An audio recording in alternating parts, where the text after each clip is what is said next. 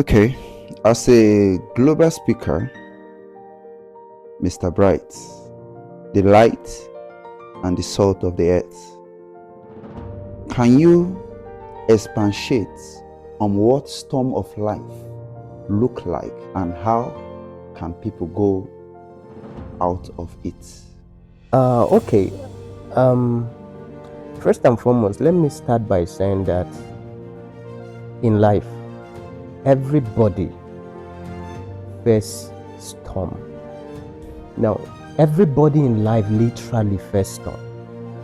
So to a businessman, storm can represent business losses, financial losses. So to a student, storm can represent no food to eat, right?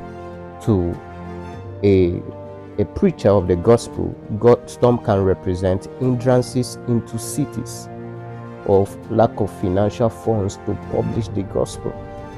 To everybody, literally, to a spouse, storm can represent misunderstanding, right? To a family, storm can represent the loss of loved one. So literally, everybody experiences storm. Now, it's important that I also draw to your attention that it amazes me also.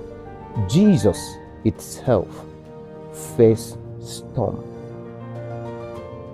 Have you thought about it? In John chapter 4 and verse 37, if you read down to verse 39 thereabouts, the Bible gave us a story of how Jesus, they were about to move to the other side.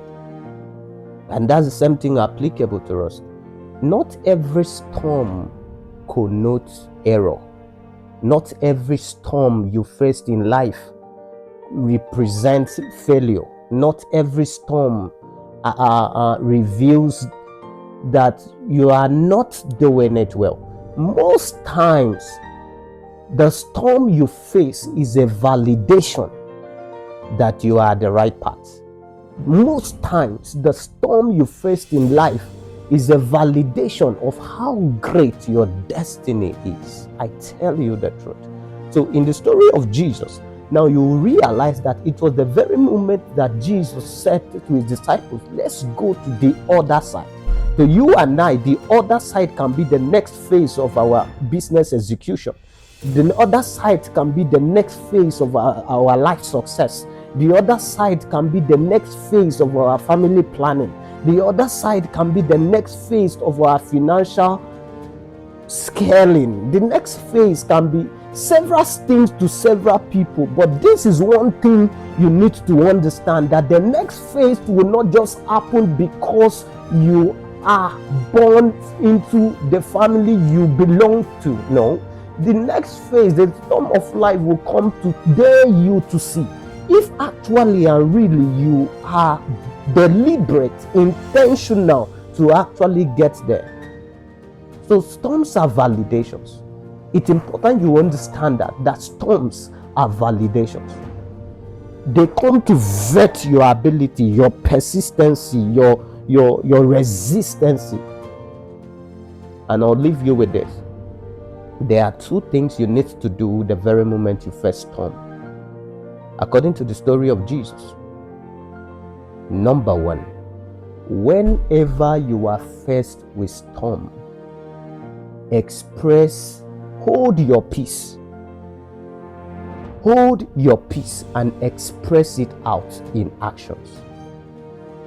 So for Jesus, in that story, you will realize that for Jesus, how did he express his peace? The Bible speaking, it says, and he was found laying his head on the pillow.